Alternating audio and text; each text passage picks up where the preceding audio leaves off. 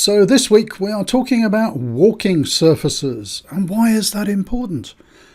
I find it important because walking on the wrong surface really hurts my feet. I'm going to explain coming right up.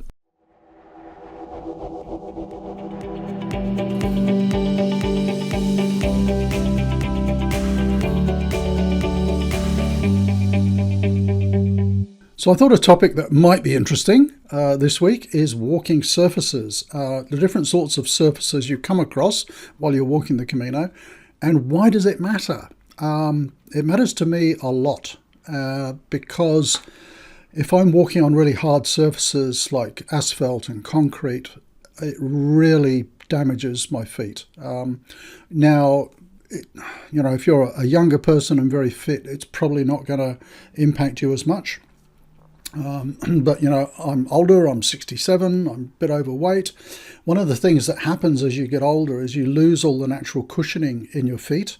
And also as you get older, you can have joint problems and all the rest of it. And what I find, and Pat, my wife, does as well, is that the pounding on concrete and asphalt absolutely destroys our feet. Really, really painful. To the extent, if I had to walk 10, 15 Ks on a road, I probably wouldn't be able to walk going out for dinner that night. I'd have to rest up, elevate my feet, take painkillers and all the rest of it. If you're watching this and you don't have that problem, I'm envious. But maybe for older pilgrims, this might be of interest. And you're going to see lots of nice photos of the Camino anyway. So let me stop waffling. And basically what I'm going to do is a little bit of a slideshow. I'll show you the different sorts of surfaces that you come across while you're walking the Camino. A few tips on, safety and keeping your feet working well. And I would just point out that I'm not trying to show you specific bits of geography on specific routes. This is all about, these are the types of walking surfaces that you'll come across and the pros and cons of them. They're representative, so I was going to say, don't ask me what it's like coming down from El Acebo on the Francis, but I think I've got a photograph of that in there somewhere as well. Okay, so without further ado, let's get underway. Oh, one thing, somebody asked on the channel this morning, I think, what about insoles? Oh, gee, don't digress too much, Rob. Insoles, I think, are really important, regardless of your fitness and age. The insoles that come with hiking footwear are generally not that great. The little floppy foam things.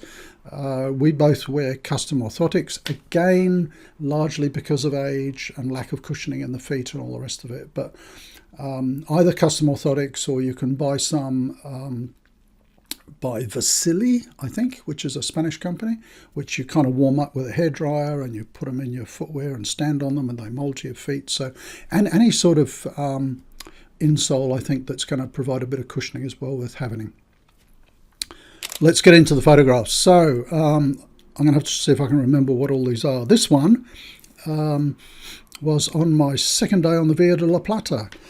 And this is coming out of Santa Ponce on the way to Guyana. Now, why am I showing this one? The sort of walking surface that I really love to walk on is this. It's these fine sort of dirt gravel tracks that you get a lot of on the Verde de la Plata. If there's one lasting memory from the Verde de la Plata for me, it's wonderful walking surfaces, and a lot of them are like this. Anything that's got a little bit of softness in it, concrete, asphalt, yuck. But even though you might think, well, this is quite a hard surface, it's hard-packed earth with a little bit of fine gravel, it's sufficient to just give a little bit of cushioning to your feet, and I can walk all day on this, and it's a really great surface. Not so good in the wet, apparently. I have seen this particular piece of track in the wet on people's blogs and things, and it gets a bit muddy. But in dry weather, absolutely perfect. So this is on the way into Guyana, just before the Arroyo, which is a big stream just there in the sort of mid-distance. So that's probably one of my favourite surfaces. This one, this is probably just after Guyana, up towards Castilblanco. And again, you can see it's pretty much a farm track. That earlier one, if we just jump back to it, is probably graded. It's a public road. It's got a grader going along it. It's a nice surface. This second one is a little bit less cared for, but really nice to walk on. Packed earth, not so much gravel or anything like that. Lovely surface. Oh, if you've got sore feet, walk the Verde la Plata. Here's another example. I think probably just past Castelblanco. Fine gravel, lovely spring flowers out. This was right at the end of March, so great surfaces. This is an interesting one. This let me jump forward a bit. This is prior to getting to Baños, I think. So it's off after the Arco de Capra, Galisteo, Arco de Capra, coming up to Baños. And this is what they call the Via Verde, which is a really interesting surface to walk on. So it's an old railway line, which they've turned into the Via Verde, which is the green route. And basically, it's graded, it's got a fine gravel on it, beautiful flat surface, no inclines. You can imagine it's an old railway. If it's going up a hill, it's really gradual, lovely surface to walk on.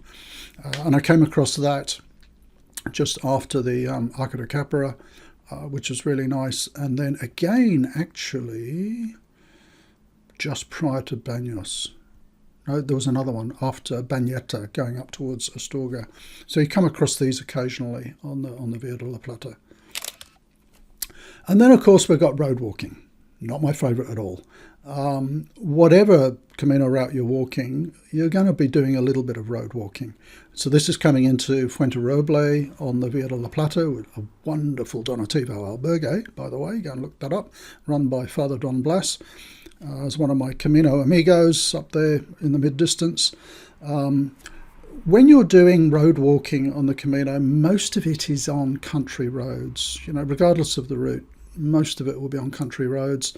On this particular one, on the Verde la Plata, and then I walked the Invierno and the Finisterre, it was all pretty much on country roads. So you don't really see cars. From a safety perspective, obviously make sure you're walking on the left so that you're facing the oncoming traffic. You can see on this road, there's a little bit of a shoulder on the right. I probably wouldn't walk on that because it's on the wrong side of the road, depending how my feet were feeling. But, given a preference, a little soft shoulder like that is going to be much better than walking on the asphalt. If you're walking for 2 hours on asphalt, your feet really start to feel it. Here's another one. This is the next morning coming out of Fuenterroble, I think. In fact, that's probably looking back at it, heading off towards Salamanca. This one, not really much of a shoulder to walk on. It's kind of curved. You'd be walking on a little bit of an angle, so that's very awkward to walk on. Sometimes you'll find, if you come off the road a little bit, there's a bit of a sort of flat grass verge, but sometimes you're just going to be on that asphalt. Make sure to walk on the right side, left side, and facing the oncoming traffic. And then, coming into villages, you're generally going to be walking on the side of a road. So this, can't remember this one, sorry. But, a couple of k's of tarmac is very common when you're coming into villages. This is getting a little bit further up now, coming into Cuba del Vino. That was a really nice walk, actually, on the Verde la Plata. People often say, skip that bit. It's really boring because you're walking alongside a road.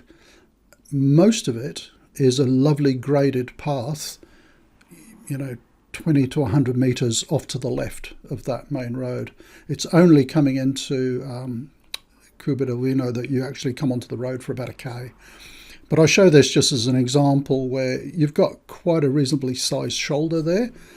So again, walk on the left, just be careful of oncoming traffic. If there's trucks coming and things like that, I tend to just step off and stop, wait till they've gone past. They can get a real sort of bow wave of wind when trucks are going past you. But yeah, there's a couple of sections on the Verde la Plata where there's 10-15 k's of road like this, and not my favourite days. This was, where was this coming into? Might have been coming into Zamora. But a typical country road, very small shoulder or no shoulder. Again, just take a bit of care. Not a lot of fun to walk on. I meant to show you this actually. So if you're wondering how much road walking you'll be doing on a particular route, the John Brearley guidebooks, no commercial interest, I just like the John Brearley guidebooks, but at the beginning of each section, let me see if we can get that here in focus. No, it's not going to work with the lights. But here it actually highlights, how much of this section is on roads and how much is on tracks and paths and things like that, which is really handy. Look, at the end of the day, it is what it is. You're going to end up walking a variety of surfaces. I wouldn't pick a particular route because it's got less road or more road or whatever. I'm really just showing you here the sorts of surfaces that you're going to end up walking on, a little bit of safety. Do be aware that if there's a little bit of a soft shoulder, it's well worth walking on that soft shoulder rather than just waltzing along on the tarmac. It's hilarious if you saw my wife walking a Camino. I mean, she would be over here on the left on this bit of earth. If there's a few inches of grass at the side of the road, she'll be on that because she gets plantar fasciitis, and walking on tarmac just really wrecks her feet. So a bit more road walking there. Back on the Via Verde. This is between Granja and Astorga on the Via de la Plata. So again, you really get a sense here of how this is an old railway line, which is now graded into a hiking track. Beautiful walk. Loved it. This surface is great. And it's funny that your mind wanders as you're walking, and I'm just looking at this and thinking, where would I walk on this? You can see there's sort of two hard packed bits where vehicles have been driving, and my Camino Amigo here is walking probably where I would walk, just off the hard packed stuff where there's a little bit of soft gravel still. It's funny, you do it without thinking. Your feet sort of lead you towards a slightly softer surface. Pat would probably be walking right up the middle where there's a little build-up of gravel and it's softer. This is coming into Alija, I think, just before Astorga. That was quite a long section, 7 or 8 k's on a road. I mean, it was a lovely walk, but I really start to find my knees are starting to hurt and tendons and things like that. But again, a typical country road. I'm trying to think, there might have been 4 cars went past in an hour or two. So you don't have to worry about the traffic too much on most routes. Again, this is not route specific. Here we're jumping forward. So this is past Astorga, where I had a few days on the Francis. Lovely shot there. Just coming out of Astorga into, someone comment down below what this village is. I can't remember the name. But glorious countryside and lovely earth, sort of hard packed tracks, great on the feet. Lots and lots of that. Now this is a bit that people talk a lot about, and this is just after the Cruz de Ferro on the Camino Francis, coming down towards El Acebo. This is actually not the bad bit. I'm not sure. I've got a photograph of the bit that's a little bit harder to walk on, but you can see there's a lot of stones and rocks thrown in there to I guess provide a bit of a path, stop it getting washed away. It can be a little bit ankle twisting, so be careful on that. I haven't had to walk this. I've done this bit 3 times, I think, but I've never had to walk it in the wet. It would be quite slippery. But once you get down towards El Acebo, I think it's pronounced, and beyond that, down towards Molina Seca, it does get quite steep, and there are a little bit like the section just prior to Zubiri, where you can get big slabs of rock, and if it's wet it can be quite slippery, so do be very careful. There's not a lot of this sort of walking on any of the routes that I've walked, but do do just take a little bit of care. It's not so bad on the feet, it's just you can easily lose your footing, so poles are a good idea. So this is now after Ponferrada and walking on the Invierno up towards Las Medulas, which is an old Roman gold mining area. On the Invierno there was quite a bit of road walking actually. I mean, if I had to guess, it might have been 50%. But where there is road walking, it's on these country roads where there's really not much traffic. But again, always make sure I walk on the left. This one's got a tiny bit of shoulder. Not much traffic at all, I think.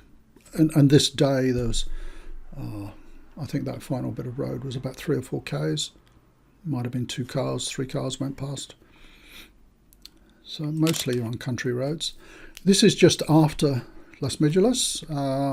A nice surface again, you know, quite a bit of sort of stones and rock thrown in here with a bit of gravel. Great in cold weather. In dry weather. Probably gets a little bit muddy in the wet, but a nice surface. Any of these natural surfaces are really, really nice to walk on, and they help cushion your feet. A little bit more road walking. Where are we coming in towards Monforte? If you're thinking of the Invierno at any time, it runs from Ponferrada to Santiago, so you can use that as your final. If you're walking the Camino Francis, you could bear off at Ponferrada and take the Invierno into Santiago. Very different. If you like the Francis and you love the social aspect of the Francis, you might not like the Invierno. I think I saw 10 pilgrims in 2 weeks, but the scenery is stunning. But I do digress as always. This is just to illustrate that, you know, there is a little bit of road walking. Sometimes there's paths next to the road. Probably about half is road walking. This is quite a main road, but again, not a lot of traffic. Most of the road walking on the Invierno is on very small minor roads with hardly any traffic, like this. This one's going up a mountainside. It's glorious views all the way up. Oh, look, there's a yellow arrow. Very typical, you know, it's tarmac, but, you know, where there's long stretches of a nice little sort of patch of soft ground, then I'll walk on that just to ease the feet a bit. I don't want to walk on the tarmac all the time if I can avoid it. Where are we now? This is still on the Invierno, I think. That's fairly typical country road on the Invierno. You'd be lucky to see a couple of cars a day. Again, walk on the correct side on the left, but there's no shoulder or anything there. It's a pity there's no shoulder on the left. There's a tiny bit on the right. Pat would be over there walking on that bit, definitely. This is an interesting surface. This is on the Invierno again, and some of this is old Roman roads, so you can see these huge bits of rock. Not too bad to walk on, but it's a little bit like walking on cobblestones, and they're pretty hard on the feet. So yeah, I find it a bit uncomfortable, too much like this. The other thing to watch out is that when these are wet, they can be slippery. So there's a couple of steep descents on the Invierno where they've got these old sort of Roman type roads. Just be careful again, slow down, take your time, use poles. I never had a problem, but you know, you just need to take care, not rush. And this is another shot of them, you can see. You know, it's not a surface that you can keep up a really great walking speed on, I find. You've got to watch your footing, and again, you know, in the wet, be very careful. This is coming towards the end of the Invierno, I think. Again, just a typical country road. No problems there. It's not quite the grass shoulder you can't quite walk on. You know, it's soft and there's a bit of a ditch. And I threw a couple in from earlier on the Francis. This is from a few years ago, because a lot of people worry about a couple of sections on the Francis. This is coming down from Alto del Perdón after Pamplona. A lot of people struggle with this because it's a lot of sort of river stones, and in the wet it can be quite slippery. I've been down that a couple of times, and Pat and I haven't had too much problem. The last time it was raining. So again, just you know, be careful of your footing, use poles. That's always the best thing. Oh, and this is it's not quite the section, but this is the bit coming down on the Camino Frances from El Ceibo down to Molaseca, which for me is probably the hardest section of the Camino Frances. So you can see there's a lot of exposed rock. Some of it is a lot steeper than this. This was just a shot that Pat took of me coming down there. Again, take care, particularly in the wet. Use poles. I know some people in winter avoid this section and walk down the road. So you obviously make that decision when you get there and see what it's like. I actually, confession, fell on my butt going down here last year in the Bone Dry. It wasn't this section, it was a little bit earlier, but it was because it's quite steep and there's a lot of fine gravel, I made the mistake of walking on the fine gravel, not on the compacted bit, and my feet just went out from under me. I wasn't hurt or anything, I just landed on my butt and I bent a hiking pole, and it was more embarrassment than anything else. But, you know, it just goes to show you can easily slip on some of these surfaces, so do take care. And I think that's the last one. I think. Let's have a look. Yeah, that's the last one. So there we go. Just a little bit of a snapshot of the different walking surfaces. Why? Because I think if you have any foot problems, joint problems, knee problems, if you're getting a little bit older, like I am, just be aware, you know, you might feel fine, but just be aware that if you're walking on a lot of tarmac and a lot of concrete, it will start to take a toll on your joints, your feet, your knees, whatever. And so it's worth being aware of that, and sort of where there's an option, you know, always walk on the softer bit if you can. And just to give you a little bit of a flavour of the different surfaces that you'll come across. That was it. You can get some inkling from guidebooks on what the surface is going to be like, watching blogs and videos, of course. And insoles are always a good thing, particularly if you're getting on a bit like me.